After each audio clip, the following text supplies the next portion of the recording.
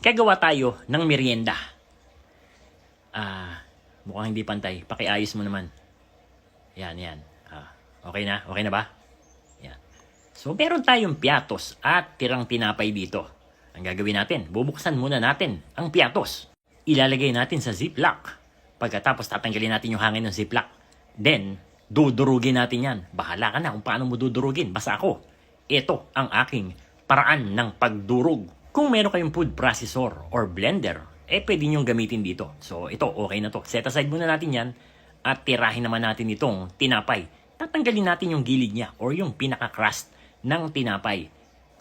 At pagkatapos, gamit naman ang rolling pin, ay atin itong ipa-flatten. Basta na-flat na, okay na yan. Hindi mo kailangang i-perfect. Then, maghihiwa naman tayo ng cheese. Ang hiwa natin dito ay yung parang cheese stick lang.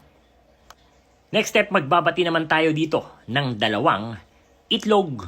Pagkatapos magbati, set aside mo muna yan. Dahil yung dinurog natin na piatos, isasali natin sa isang bowl. Pagkatapos, maglalagay din tayo dito ng breadcrumbs. Paghahaluin natin yan ngayon. O di ba? Curious na ba kayo kung anong gagawin natin?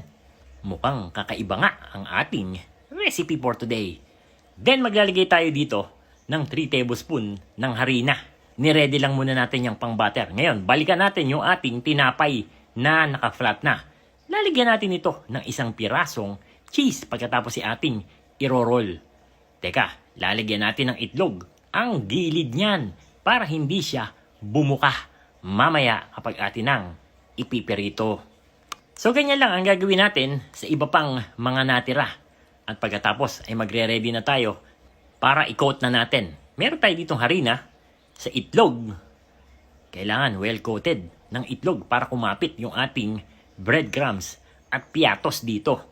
So siguraduhin nyo lang na ang bawat sulok talagang nakapitan nitong piatos breadcrumbs natin.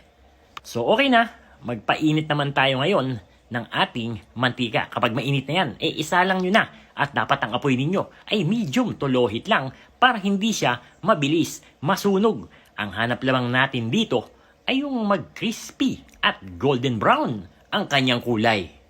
So wag nyo nang iiwanan, bantayan nyo na kasi mabilis nga lang yan.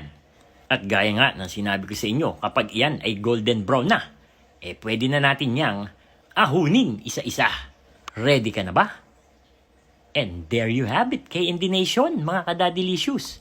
Ito yung ating version ng cheesy piatos fingers. Hindi mo na siguro kailangan ng sauce dito. Pero ikaw, bahala ka na kung ano ang gusto mo dito.